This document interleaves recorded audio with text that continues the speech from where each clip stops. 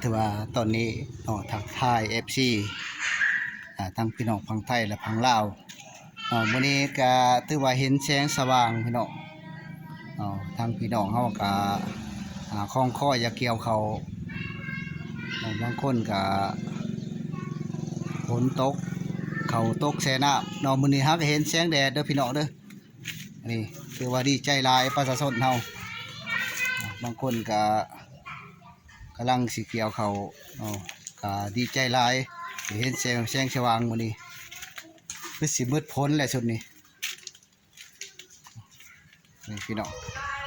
ถือว่าดีใจหลายหลายคนก็ FC มาว่าโอ้ว่ามีแต่นั่งเบิ่งฝนตกบัดนี้มันแดดบัดนี้คือสิได้เกี่ยวเขาแหละเด้อพี่น้องเด้อทุกคนเด้อพี่น้องเด้อ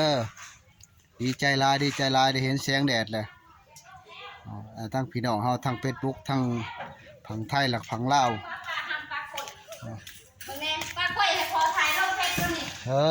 นี่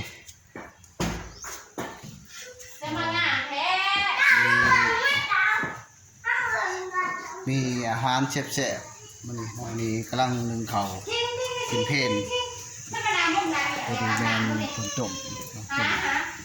เครื่องในพี่น้องสดๆนี่แม่นสิเฮ็ดจุ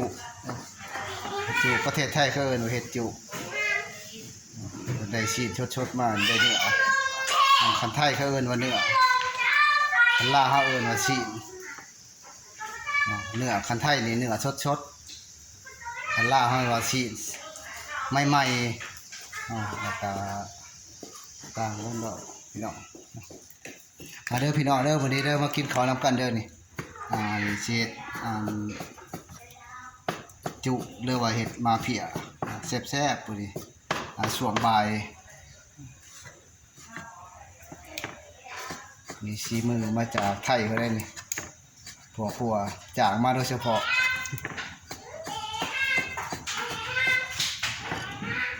มาเด้อพี่น้องเด้อวันนี้เด้อมากินข้าวน้ำกัดแซ่บๆวันนี้อันนี้เมนเครื่องปรุงมันผักแม่นจะสิได้สีเห็ดจุกับในมัน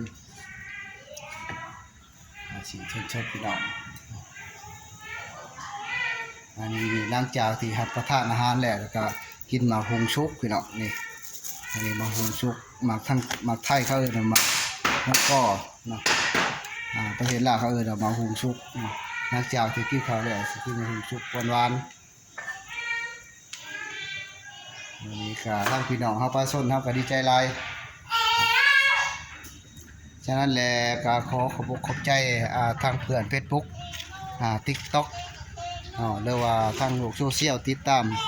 ทาง YouTube บ่าวบ่ค่ำนะคือว่าก็ขอบใจเป็นพิเศษในช่วงนี้เพราะว่าเฮาก็ได้เห็นแสงสว่างคือสิได้เกี่ยวเข้าในตอนแรกเนาะก็ดีใจหลายจึงได้มารีวิวสู่พี่น้องเฮาฟังเกี่ยวกับธรรมศาสตร์ที่